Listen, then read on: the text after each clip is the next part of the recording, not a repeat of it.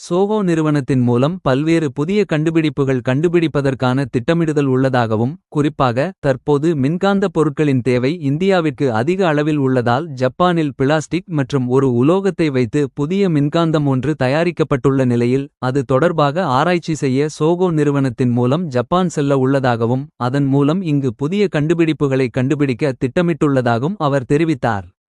தொடர்ந்து தற்போது உள்ள தொழில்நுட்ப வளர்ச்சியில் முக்கிய பங்காற்றி வரும் AI என்கின்ற செயற்கை நுண்ணறிவின் வளர்ச்சி எந்த விதத்திலும் பாதிப்பை ஏற்படுத்தாது எனவும். செயற்கை நுண்ணறிவை பயன்படுத்தி பல்வேறு புதிய கண்டுபிடிப்புகளை கண்டுபிடிக்கலாம் எனவும். வேலை இழப்பு என்பது ஒரு சில பகுதியில் இருந்தாலும் அதன் பயன்கள் அதிகம் எனவும் தெரிவித்தார். மேலும் மனிதனால் உருவாக்கப்பட்ட செயற்கை நுண்ணறிவு மனிதனின் நுண்ணறிவை விட ஒரு போதும் பெரியதல்ல என அவர் தெரிவித்தது குறிப்பிடத்தக்கது.